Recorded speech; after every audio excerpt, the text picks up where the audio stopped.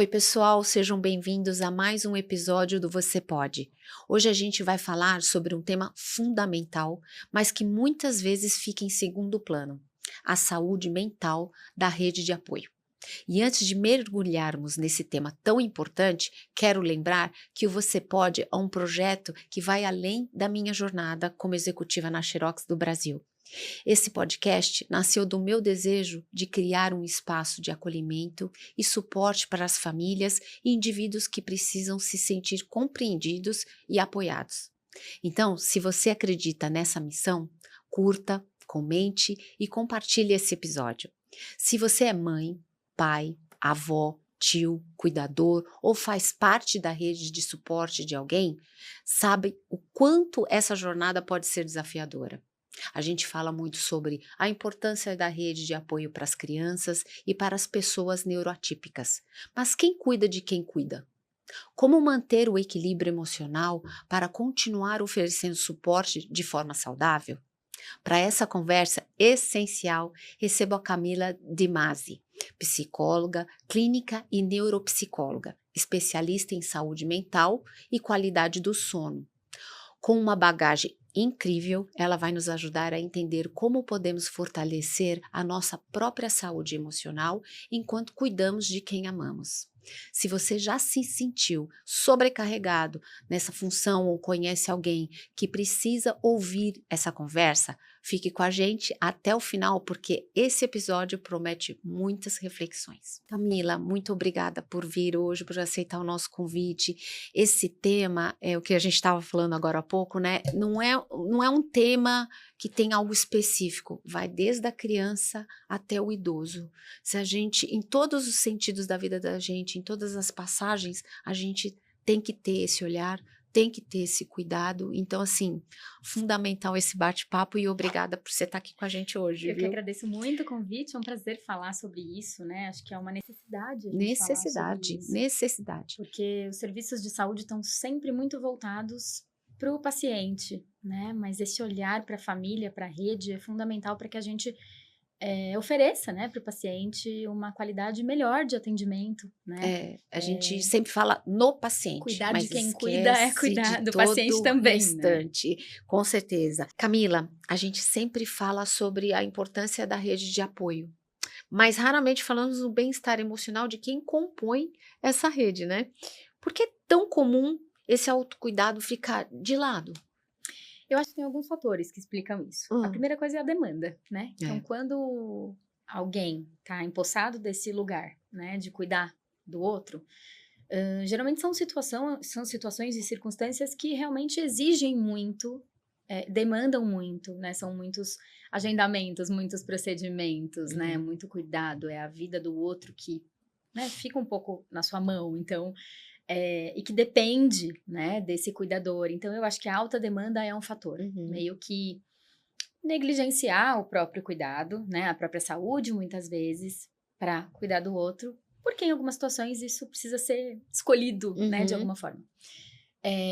Financeiramente falando, né, em relação a tempo. E acho que tem um fator social também, né? Eu acho que a gente e esse espaço que a gente está dando aqui, é importante falar disso justamente para nutrir essa ótica, né? Socialmente, não existe muito um lugar, né, para a saúde do cuidador, né? Então, as equipes médicas geralmente estão muito voltadas para a saúde do paciente, né? Para o prognóstico do paciente, Será para o que é que tem que porque ser feito. a gente não olha assim, tem um olhar que o paciente ele tá mais fragilizado, então eu sendo mais forte que ele, eu não preciso do meu autocuidado. Tem isso, e acho que não só em relação à fragilidade, mas em relação a esse lugar mesmo, assim. A gente fala muito, né, de rede de apoio em relação às crianças, né, neurotípicas, que têm necessidades especiais, mas estar no lugar de cuidar de alguém pode acontecer em vários momentos da vida, né, das pessoas. Então, às vezes um paciente de lesão adquirida, por exemplo, que sofreu um acidente e aí de um Foi dia para o outro repentino, se tornou dependente, né? E aí eu o acho que tem idoso, algumas então tem... idoso, né, que envolvem isso, que tem a ver com questões sociais, do tipo, será que eu posso me autorizar a ter os meus momentos, né? Cuidar de Sempre mim, vem a cobrança. abrir mão de estar cuidando do outro nesse momento. Então, existe uma cobrança social também, né? Nessas circunstâncias, principalmente, é muito comum a gente ver isso, né? Quando você sugere para alguém da rede de apoio, né? Mas vai num cinema, você, né? Tira um tempo, se dá, né? De presente alguns momentos de lazer. Essa culpa, ela envolve, ela acompanha. né? Porque é quase como assim, mas o que vão falar se me verem? Meu marido tá lá acamado. O que vão falar se me verem andando no shopping? Você sabe que eu acho que a culpa é a que mais pesa. Eu vou falar por mim, né? Eu trabalho, eu sou esposa, eu sou mãe, eu sou mulher. Então, assim, a sensação que nós estamos falando é que eu tô devendo todos os aspectos. Estou devendo como mãe. Então, o sentimento de culpa, ele é muito grande. Então, você sempre se deixa por último. Só que você tem que se cuidar para você cuidar bem do outro. E aí a gente tem alguns cuidados que a gente precisa ter com esse pensamento, né? E com esse sentimento da culpa, que na verdade é derivado dos pensamentos que a gente tem em relação a cuidar, né? Então, eu acho que a primeira distorção que a gente precisa tomar cuidado é essa coisa de se empossar mesmo, né? Quase como se a vida do outro dependesse de você, né? Então, o bem-estar e a vida do outro depende de mim. Isso é muito pesado, né? É claro que sim, depende muitas vezes, né? Sim, o teu papel, ele é primoroso na vida do outro, mas talvez exista um peso e um exagero, né? E até uma personalização, assim, que eu acho que torna isso menos leve. Menos leve, né? E a outra coisa, assim, é essa distorção social, né? Que eu acho que é importante de trazer. E essas crenças, né, que vão envolvendo a gente e vão, de alguma forma, distorcendo a realidade, fazendo com que a gente, como rede de apoio, vá olhando somente este papel, né? Então, tem uma coisa que ajuda muito, eu acho, e acho que esse espaço é para isso, né? Deixar essas pílulas, com certeza, assim, além de coisas... são dicas que, né, são valiosas. Além dessa coisa prática, né? E claro que a rede de apoio precisa ter também seu espaço de terapia, por exemplo, né? Mas eu sei que isso não é possível para todo mundo. Então, tem uma pergunta que eu uso com muita frequência, né? No contexto terapêutico, para quem cuida, que é: que conselho você daria a um amigo se ele estivesse vivendo a mesma situação que você? E que conselho você daria? Né? Então, assim, numa situação como essa, né, de se empossar excessivamente desse cuidado, de não se permitir o lazer, a diversão, né, a sua própria atividade física, né, o próprio investimento na sua saúde, o que eu diria se eu estivesse nessa situação, e o que eu diria para um amigo se ele estivesse se dê isso. Isso não vai te tirar, primeiro, desse lugar de importância no cuidado com o outro, né? Isso não vai fazer com que as pessoas pensem mal de você, né? Isso não significa que você está abandonando o outro de quem você cuida. Você vai cuidar melhor, né? Mas sabe o que é? Na teoria, a gente sabe, mas na prática e no dia a dia, no dia a dia, na correria, na demanda do dia a dia, é muito difícil você conseguir fazer isso, né? E é importante pensar nisso, porque a gente tem índices bem sensíveis, assim, importantes de adoecimento mental mesmo. Mas eu acho que isso está piorando, não tá? Vem aumentando, eu acho que as pessoas têm falado mais sobre isso também, né? Eu acho que, não sei se vem aumentando, eu acho que vem aumentando em geral. Né? Falando dessa questão do cuidador, não sei te dizer se está aumentando. Eu acho que está aumentando o nosso nível de consciência, né? E espaços para que a gente converse sobre isso. A internet trouxe muito isso, né? Então, a gente tem comunidades hoje que se organizam, mães atípicas, né? Que conversam sobre isso, que trocam ideias, que se apoiam. Então, hoje, a gente tem esses espaços de diálogo que eu acho que, né, fazem isso aparecer mais. As pessoas sofriam e a gente precisa muito disso. solitariamente. Exatamente. Sofria sozinho, sem nenhuma rede de apoio e às vezes até com medo de compartilhar isso. Então a internet trouxe esse advento, eu acho, né?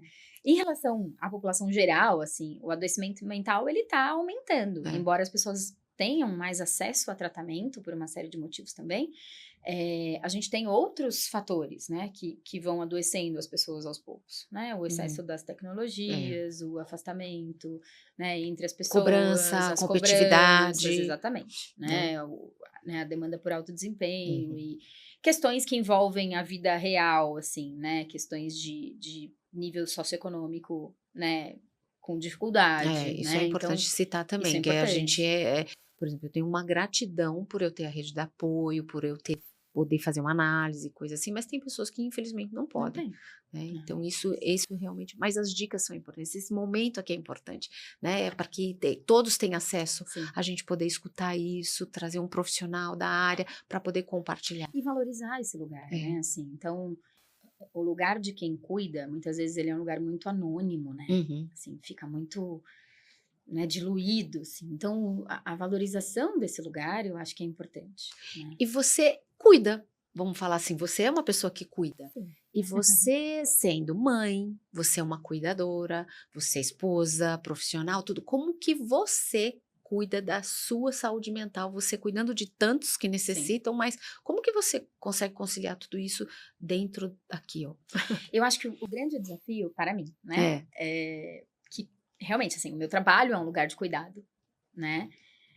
E é claro que a gente tem treinamento para isso, né? Para não ficar de alguma forma muito preocupada com os casos e não levar isso para casa e tal. Mas tem um nível de desgaste, né? Que é importante, né? Que é lidar com a dor do outro, né? Que é lidar com o que o outro não consegue resolver ali sozinho. Então, o meu trabalho é um lugar de cuidado. Eu tenho 3 crianças, né? Então, também a minha vida envolve muito sobre o cuidar, né? Tem marido, tem mãe, né? Enfim. Então, o meu desafio pessoal, eu acho, tem sido não permitir que o meu olhar para mim só aconteça quando a crise vem, sabe? Trabalhar o preventivo, não isso, o corretivo, né? Então, assim, e acho que isso é uma coisa para todo mundo, né? Uhum. Como é um lugar muito anônimo, eu percebo que as pessoas só passam a buscar ajuda quando existe um colapso, né? É isso, é até esse aqui que eu ia falar para você, a pergunta. O cansaço emocional pode levar a um esgotamento absurdo físico. E esse problema pode causar algo mais grave, inclusive, né? Sim. Como, por exemplo, a própria síndrome de burnout. Sim. Então, assim, quais são os alertas? Quais são os alertas que a gente tem que ter para poder cuidar disso? Primeira coisa é a gente entender que burnout não é frescura e hoje o burnout está catalogado como uma doença mesmo, né? Como um quadro que demanda cuidado e atenção médica, né? E que tem a ver com atividades de trabalho, né? E quando a gente pensa nesse lugar do cuidado, isso não deixa de ser uma atividade de trabalho, né? Então, o burnout pode ser incluído nesse contexto, nesse domínio? Sim. Né? E o que é isso? É um colapso, né? Então, a gente começa a entender que existem consequências físicas, então, insônia, né? Dores físicas, né? Impactos emocionais muito importantes, então a irritabilidade, aumento da impulsividade, o teu grau de tolerância com coisas, né, do dia a dia que muitas vezes são difíceis, percebe, né, uma diminuição nesse grau de tolerância, e aí um comportamento mais impulsivo, às vezes mais agressivo, né, emoções mais negativas, então ou estados mais entristecidos, depressivos, né? Ou um estado mais ansioso mesmo, quase que tendendo a evitar se aproximar daquilo que gera essa ansiedade. E aí é uma situação muito complicada, porque você não pode se ausentar daquilo que está te gerando sofrimento quando a gente está falando do cuidado, né? Então, esse é um ponto muito importante. E a gente vê muitas pessoas vivendo isso, né? Principalmente em redes de apoio mais solitárias e restritas, né? Ou menos, né? Com menos condições, enfim. Então, a gente tem esses impactos que são físicos, que são emocionais e que são comportamentais, né? As relações vão ficando mais difíceis e aí você tem, né? Uma negligência com a própria saúde, né? Um comportamento mais distanciado de si, do outro, muitas vezes. Então, a gente pode, numa situação dessa, né, de uma demanda extrema, né, de um cansaço extremo, chegar numa situação de um adoecimento real de quem cuida, com certeza.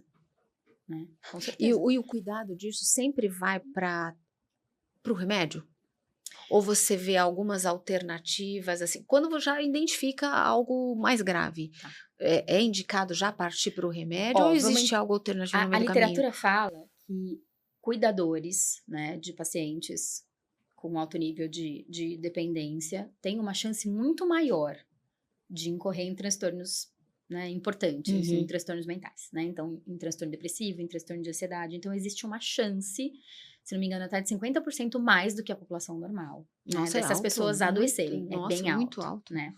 Então, quando você me pergunta, tem que entrar remédio? Eu acho que depende muito da situação, mas muitas vezes, né, por conta dessa sobrecarga toda, a gente vai acabar caminhando para isso. Né? Mas não existe é só muito isso, o que fazer antes. Mas também não é só né? isso, né? Então, as intervenções cognitivas, isso que a gente está falando aqui, mudar a maneira de pensar sobre algumas coisas, né? Mudar o grau de cobrança, muitas vezes, entender que existem limitações também, né, em relação a quem está cuidando, e essas intervenções de comportamento mesmo. Então, se dar o tempo, não descuidar da sua saúde física. A minha professora, né, a minha treinadora física, ela sempre diz isso, assim, você precisa fazer atividade física, não é pensando só na sua saúde, não é pensando só no seu corpo, na sua estética, mas é pensando em quem você ama. Mas né? Quem é a mãe que você quer ser no futuro. Exatamente. Né? Você sabe, depois que a Malu nasceu, eu sempre tive cuidado, mas depois que ela nasceu, eu redobrei meu cuidado. Atividade física, alimentação, por quê? Porque eu quero viver mais. Eu quero viver mais, eu quero viver com saúde para poder estar com a minha família. Sim. Então, o que você fala para mim, pelo menos, foi verdadeiro. Sim. Então, eu me cuido mais. Existe a cobrança. Sim. Muitas das vezes eu quero, sabe aquela coisa assim, gente, eu não vou aguentar, eu preciso de um tempo nem para fazer nada. Mas vem a cobrança, eu vou falar por mim, e talvez até por muitas pessoas, talvez até a grande maioria, a cobrança, para mim, é o pior.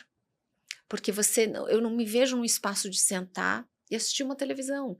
Não me vejo, eu tenho tanta demanda que eu me cobro demais. Eu acho que esse é o fator principal das pessoas não terem esse olhar, não terem esse cuidado. Sim. Né? Não se darem esse espaço, né? Não se darem esse espaço. E é importante a gente olhar para isso, né? Por que esse nível de cobrança tem que ser sempre tão alto, né? Tem um lugar muito funcional de quem se cobra muito. Né? Esse é um aspecto importante também. E aí você tá falando dos múltiplos papéis que você exerce. Sim, né? Eu como muitas que não é só isso, né? Não é só cuidar de alguém que precisa, mas assim, equilibrar todos os pratinhos da vida das mulheres também, né? Então, é o casamento, é a casa, é o trabalho, né? Família, filhos, mãe, família, enfim. Existe um lugar, né, que é também entender ao longo da vida que o grau de cobrança nos leva a lugares bons, né? Porque aquela pessoa que geralmente se cobra pouco, talvez ela não atinja com o mesmo nível de excelência daquele as posições que a gente ocupa. Quem se cobra muito, né? Tô me colocando nesse time um pouco também. Então, isso é importante. Enxergar o lado positivo disso também. Não só enxergar, também. Mas enxergar com cuidado. Né? Existe um lado, não dá nem para dizer que é um lado positivo, é um lado funcional. É o lado funcional da culpa. É o lado funcional. A gente não sente culpa e cobrança só porque a gente acha legal. Sentir, não. A gente sente porque, de alguma forma, isso faz parte da nossa personalidade, de quem a gente é.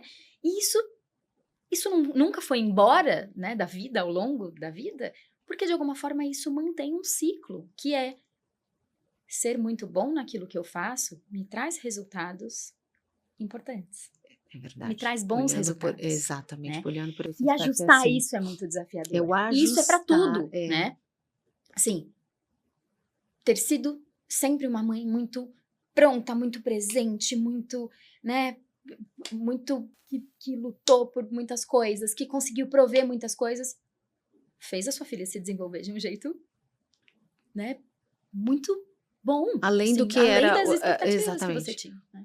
Então, tô dando esse exemplo, mas isso acontece com tudo, no trabalho, né, em casa. Então, assim, por que a gente sente culpa? Né? A gente sente culpa porque tem uma distorção sobre a realidade, né, daquilo que a gente não pode abrir mão ou deixar faltar, ou do que é errado, né? Errado uma mãe que vai se divertir, né? Alguém que tem um marido acamado e que vai, né, num cinema sozinha, né? Então, existe essa questão social, mas também existe esse lugar, né? O quanto que a cobrança, ela tem um efeito também de manter a gente nessa roda. Exatamente. Né? Não sentar porque, de alguma forma, o resultado vem. Isso, né? Isso é verdade mesmo. E aí, falando um tema que é impactante, né? Pelo menos para mim, eu digo que é o sono.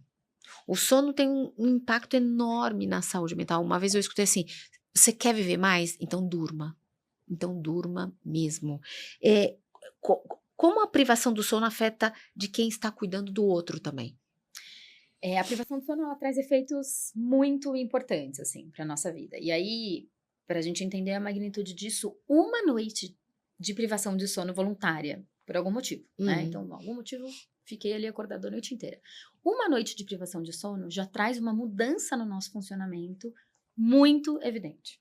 Né? Então, na nossa maneira de reagir a situações difíceis, no controle da nossa irritabilidade, da nossa impulsividade, na nossa atenção. Nossa, eu tô né? lascada. Então, assim, os efeitos disso, né, em uma noite de privação já são evidentes. Vamos pensar o acúmulo disso, né, numa privação crônica de sono. Né? Então, a gente tem um efeito na saúde física, né, na saúde mental, que são muito importantes, né? O nosso grau de resiliência, a nossa capacidade de resolver problemas, né? Que é algo tão importante quando a gente cuida de alguém, sim, né? Então, sim. essa flexibilidade de organizar as coisas, de resolver problemas, de gerir uma agenda que é a nossa e a do outro, Multitarefas. né? Então, assim, tudo isso sofre impacto de uma noite não dormida, né? Mal dormida, com uma qualidade de sono ruim. E cronicamente isso vai ter uma reverberação ainda, né, mais importante na nossa vida. Né? Então, assim, a manutenção da nossa saúde, né, depende de alguns cuidados, né? E aquele pilar, aquele tripé, sono, alimentação e atividade física, né, não tem tudo, como a gente fugir disso. Assim. Então, pensando nessa questão, né, da saúde do cuidador, eu acho que assim, o primeiro passo é a gente olhar para isso. Né?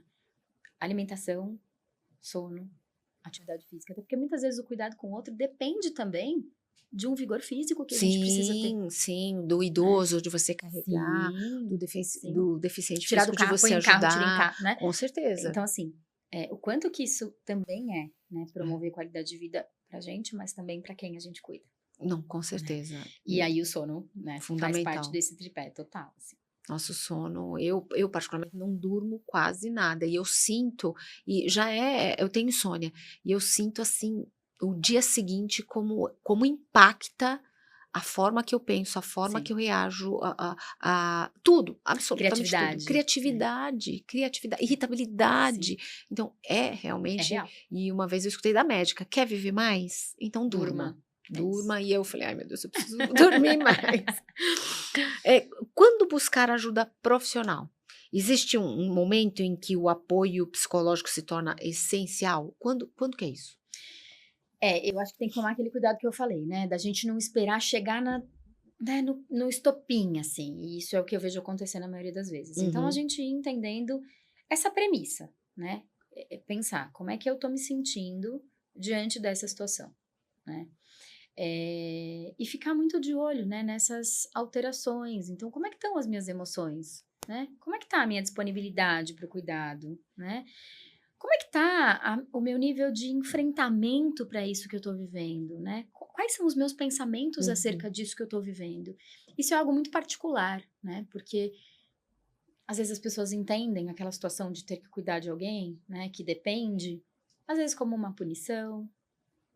Isso vai muito de crença também, sim, né? Crença, sim. principalmente Por que Deus está me dando exatamente, esse fardo? Por que Deus está me dando esse desafio, né? Então, a gente também pensar sobre o que a gente pensa, eu acho que é um ponto importante. Um ponto importante, né? Não só observar como a gente se sente, mas pensar sobre como a gente pensa, né? A terapia ensina muito isso. Mas acho que esse esse é um grande desafio e é um grande termômetro também, né? E como eu me sinto em relação a isso que eu tenho pensado. Né? E aí, se a gente percebe que a gente tem vivido, e as emoções negativas, elas fazem parte da vida de todo mundo, né? Todo mundo se sente triste em algum momento, né? Isso acontece. Ou ansioso em algum momento, mas não a maior parte do tempo. Né? Então, acho que esse olhar é importante. E a questão física também, né? Tenho me sentido mal, fadigado, cansado, muita dor, né? Os aspectos cognitivos, então, nossa, minha memória tá muito ruim, a minha atenção tá muito ruim, tenho me percebido, né, assim, não tão ágil como antes, intolerância, né? Eu acho que intolerância, né? Acho que são sinais de alerta, assim, que vão dando pra gente pistas de que algo não tá legal. E aí, isso já significa, sim, que a gente possa buscar uma ajuda, principalmente de um psicólogo, né, de um terapeuta, pra acolher isso e fazer os encaminhamentos necessários quando isso for importante. Esse papo é tão gostoso, mas eu vou ter que finalizar, e eu queria finalizar com uma pergunta aqui. Qual a sua mensagem para quem está se sentindo exausto? Aí eu vou te dizer, você vai dar essa dica até para mim, mas ainda assim continuar sendo um suporte para quem precisa. Eu acho que a primeira coisa é entender que você não precisa viver tudo isso tão solitariamente, né? A gente não falou aqui exatamente das características das redes de apoio, né? A gente ficou Não, mas aqui muito... já fica o convite para você voltar e a gente abordar isso que é de fundamental. a gente pensou muito nesse cenário solitário, assim, né? Mas eu acho que essa é uma busca, né? Então, Com entender certeza. que a pessoa não precisa viver isso sozinho, que existem recursos, né? Existem grupos, existem, né, algumas alternativas que diluem um pouco, né? Que podem diluir essa carga. Então, acho que não precisa sofrer sozinho, né? Eu acho que o segundo ponto é que buscar ajuda não é um sinal de fragilidade, né? Pedir ajuda não é um sinal de fragilidade e não é um sinal de incompetência. Não é porque você está pedindo ajuda que você não está cumprindo a tua missão, né, de cuidar do outro. Né? Acho que esse é um ponto importante. E isso que a gente falou, assim, o quanto que o autocuidado, ele é um ato também de amor com quem você cuida, porque, e as pesquisas dizem isso, né, cuidadores que se cuidam melhor. É verdade. Né? Tem uma disponibilidade diferente, né? Tem um espaço diferente, né? Tem um tratamento diferente para quem, né? Para quem é a pessoa que está sendo cuidada, né? Então, cuidar de si é de alguma forma cuidar melhor, se energizar, né? Para poder prover para o outro um cuidado diferente. Ai, Camila, eu ficaria aqui horas e horas, mas já fica o convite para você voltar, para a gente realmente dar essas dicas e falar da rede de apoio, porque esse canal é justamente para isso, para a gente, para ter voz, para poder falar e acolher quem realmente precisa. Então, assim, mais uma vez agradeço. E tem tantas coisas que envolvem esse processo, né? Com assim, certeza. Desde o momento das e o notícias, desconhecido, pessoas que não conhecem esse tema e não sabem como buscar. Por isso que, mais uma vez, eu agradeço de verdade, mas fica aqui o convite para você voltar com a gente, tá voltarei, bom? obrigada. Eu que agradeço. Camila, que conversa necessária. E você que nos acompanha, já ajudou a espalhar essa mensagem? Envie esse episódio para alguém que pode estar precisando desse apoio. Além disso, nos siga no Spotify e no YouTube para não perder nenhum conteúdo. Sua participação aqui faz toda a diferença. Obrigada por estar com a gente e até o próximo Você Pode.